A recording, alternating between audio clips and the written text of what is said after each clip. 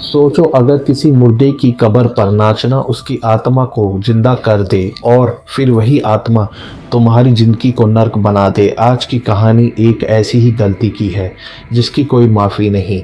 Movie का नाम है द ग्रेव डांसर। वीडियो को एंड तक जरूर देखें क्योंकि लास्ट में जो होता है वो आत्मा तक को हिला देता है। कहानी की शुरुआत हम एक डरी हुई लड़की को देखते हुए करते हैं जो किसी से बचने की कोशिश कर रही होती है और टॉर्च से किसी को ढूंढने की कोशिश कर रही होती है। उसके बाद कोई अदृश्य शक्ति उसे मारने पीटने लगती है और अचानक सब कुछ शांत हो जाता है। उसे लगता है वो चला गया, लेकिन तभी अचानक एक फांसी का फंदा उसके गले में डलता है और उसे लॉबी से खींचते हुए लटका देता है। जब वो लड़की लटक रही होती है तो ऐसा लगता है जैसे वो डांस कर रही हो और उसके हाथ से एक काले रंग का एनवलप नीचे गिरता है जो हमें दिखाया जाता है। उसके बाद हम उस लड़की की कब्र देखते हैं जहां उसके दोस्त आए हुए होते हैं। इसमें जॉनी, उसकी वाइफ एलिस, उसकी दोस्त एनी और जिम होते हैं। वे आखिरी पल उसे श्रद्धांजलि देने आते हैं। कुछ टाइम रुकने के बाद एलिस तो वहां से अपने घर के लिए चली जाती है, लेकिन जॉनी अपने दोस्तों के साथ रुक जाता है। हम उन्हें एक रेस्टोरेंट में देखते हैं जहां वो पुरानी बात कर रहे होते हैं। काफ़ी रात हो जाती है। जॉनी अपने घर के लिए निकलने ही वाला होता है। इतने में जिम्मी बोलता है कि हमें अपने दोस्त को आखिरी बार गुड बाय करना होगा। हमें उसकी कब्र के पास जाकर उसे अच्छे से गुड बाय कहते हैं। इसके बाद वो तीनों कार से अपने दोस्त की कब्र पर जाते हैं। वहाँ पर वो अपने दोस्त के गम को भुलाने के लिए शराब पीते हैं और वहाँ पर वो अपने पुराने दिनों को याद करने लगते हैं। इतने में एनी अपने एक्स बॉयफ्रेंड जॉनी के साथ फ्लर्ट करने लगती है और उसे अपने पुराने दिनों की बात याद दिला रही होती है। इतने में जिम्मी को अपने दोस्त की कब्र पर एक ब्लैक एनवलप मिलता है। ये वही एनवलप था जो हमने उस लड़की के हाथ से गिरते वक्त देखा था। जिम्मी उस एनवलप को खोलता है और पढ़ने लगता है। उसमें लिखा होता है अपनी ज़िंदगी को जियो और डांस करो और खूब इंजॉय करो। ये सब पढ़ने के बाद जिम्मी एक कब्र पे कूदने लगता है और डांस करने लगता है। उसे देखकर वो दोनों भी डांस करने लगते हैं और ये भूल जाते हैं कि किसी की कब्र पे डांस करना कितना गलत होता है। वो पूरी रात डांस करने लगते हैं और दूसरों की कब्रों पे डांस करते करते वो बन जाते हैं ग्रेव डांसर। वो तीनों अलग अलग कब्रों पे डांस करते हैं और पूरी रात डांस करते रहते हैं। नेक्स्ट मॉर्निंग जॉनी अपने घर आता है जहां उसकी वाइफ उसका इंतजार कर रही होती है। इतने में एलिस अपनी कैट को गोदी में उठा लेती है और उसी दिन से एलिस को एक आवाज़ सुनाई देने लगती है जो उसके रूम से आ रही होती है। ये बहुत ही डरावनी आवाज़ होती है। जब एलिस वहाँ जाती है तो वहाँ कोई नहीं होता। फिर एलिस को हम देखते हैं कि रात का टाइम होता है और एलिस को फिर से वो आवाज़ें सुनाई दे रही होती है। एलिस अपने कमरे में जाती है पर वहाँ पर कोई नहीं होता। इतने में जॉनी आ जाता है और अपनी बीवी को बहुत ही डरा हुआ देखता है। अगले दिन जॉनी अपने कमरों में अलार्म लगा देता है, घर के बाहर अलार्म लगा देता है जिससे यदि कोई आए तो अलार्म बज जाए। फिर उसके बाद हम देखते हैं एलिस सो रही होती है और उसे फिर से वही डरावनी आवाज़ सुनाई देती है। एक लड़की के रोने की आवाज़ सुनाई देती है। एलिस उसके रोने से उठ जाती है। इतने में एक डरावनी लड़की एलिस पर हमला कर देती है और एलिस उससे बचते हुए नीचे भागने लगती है। वो जॉनी से कहती है ऊपर एक डरावनी लड़की है, पर जब वो ऊपर जाते हैं वहाँ कोई नहीं मिलता। उसके बाद एलिस को लगता है एनी ये सब कर रही है और वो तुम्हें मुझसे छीनना चाहती है। ये सब सुनकर जॉनी और एलिस एनी के घर पे जाने लगते हैं और वहाँ पर दरवाज़ा पीटने लगते हैं, लेकिन कोई भी आवाज़ नहीं आती। उसके बाद वो दोनों घर के पीछे से घर में एंट्री करते हैं। अंदर का नज़ारा बहुत ही डरावना था। लाइटें बंद थी, खाना टिका हुआ था और दीवारों पे कुछ अजीब सा लिखा हुआ था।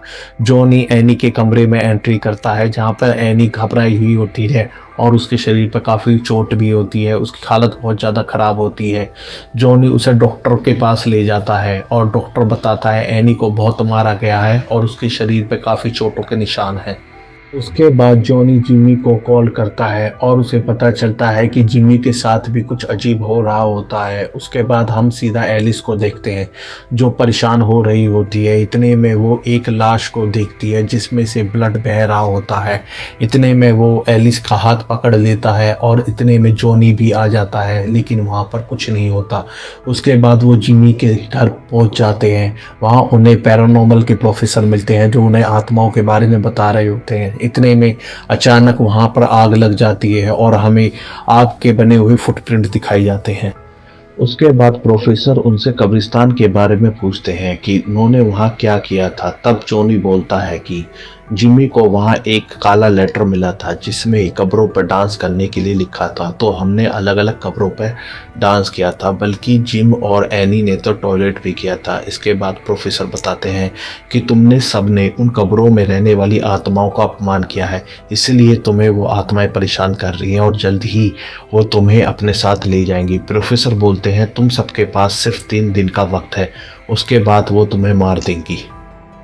यहाँ सीन शिफ्ट होता है हॉस्पिटल में, जहाँ डॉक्टर एनी को देखने के लिए रूम में जाती है। इतने में वो आत्मा उस डॉक्टर पर हमला कर देती है और उसे बुरी तरीके से मारती है। उसके बाद वो एनी पर हमला कर देती है और उसे भी मारती है। उसके बाद सीन शिफ्ट होता है कब्रिस्तान में, जहाँ प्रोफेसर और जॉनी के दोस्त होते हैं, जहाँ उन्होंने किस कब्र पर डांस किया था उसका पता लगाने के लिए। उसके बाद प्रोफेसर बताते हैं जिमी ने जिस कब्र पर डांस किया था वो एक छोटे बच्चे की थी, जिसने अपने घर में आग लगा ली थी, जिसमें उसका पूरा परिवार मारा गया था। और एलिस को जो महिला परेशान कर रही है वो एक टीचर थी, जिसका अफेयर एक वकील के साथ था और उसे पाने के लिए उसने उसकी पत्नी और उस वकील दोनों को कुल्हाड़ पर मार दिया था। और एनी ने जिस कब्र पर डांस किया था वो एक साइको था, जो लड़कियों को टॉर्चर करके मजा लेता था और उन्हें मार देता था।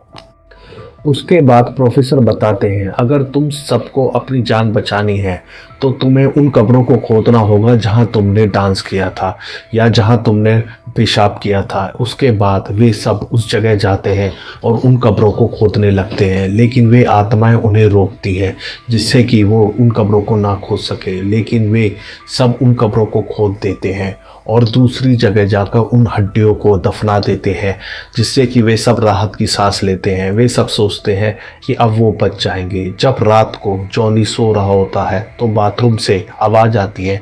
वो देखता है एलिस बाथरूम से निकलती है, पर उसके साथ कौन है।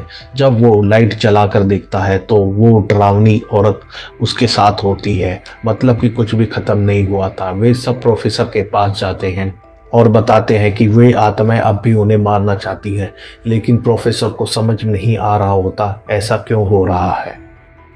प्रोफेसर अपनी सेक्रेटरी से बोलते हैं अगर आज रात ये सब बच गए तो फिर वे आत्माएं इन्हें परेशान नहीं कर पाएंगी। उन्हें लगा कि वे सब यहाँ सुरक्षित हैं, लेकिन वो यहाँ भी सुरक्षित नहीं थे।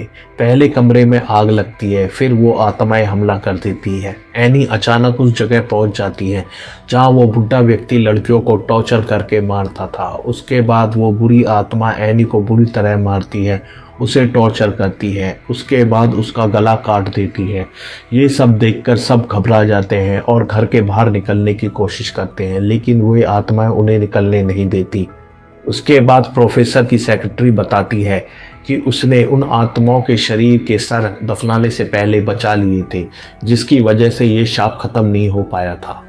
वो अपनी गलती के लिए सबसे माफ़ी मांगती है। उसे पता नहीं था कि उसकी ये गलती उन सबकी जान ले सकती है। उसके बाद वे सब ऊपर के कमरे में जाते हैं, जहां वो देखते हैं एनी पियानो बजा रही थी, लेकिन वो एनी नहीं, उस टीचर वाली आत्मा थी। वो उन पर हमला कर देती है, जिसमें प्रोफेसर की सेक्रेटरी मारी जाती है। इतने में हम देखते हैं जिमी को वो बच्चा परेशान कर रहा था और उसे वो आग लगा कर मार देता है। जॉनी अपनी पत्नी को ऊपर की तरफ ले जाता है और उसे घर के बाहर कुदवा देता है। इतने में जॉनी टीचर वाली आत्मा की खोपड़ी लेकर नीचे की तरफ आता है, लेकिन जैसे ही वो आत्मा जॉनी पर हमला करने वाली होती है, एलिस कार से उसे टक्कर मार देती है। एलिस अपने पति को कार में बिठाती है, लेकिन वो आत्मा उनका पीछा नहीं छोड़ती है।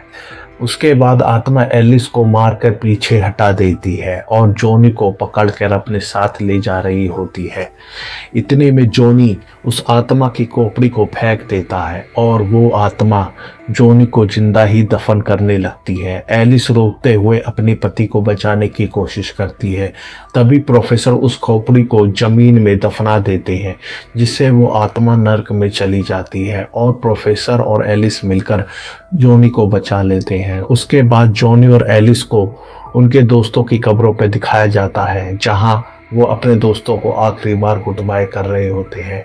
हमें दिखाया जाता है कि एक आदमी ब्लैक लेटर लेकर कब्रों पर रख रहा होता है। जॉनी पलट कर उसे देखता है और ये फिल्म यहीं ख़त्म हो जाती है। आज की कहानी यहीं समाप्त होती है और प्लीज़ मेरे चैनल को लाइक करें, सब्सक्राइब करें और बेल आइकन ना दबाना भूलें मैक्सू मूवी को। और नेक्स्ट कहानी जो होगी वो और भी ज़्यादा डरावनी और खौफनाक होगी।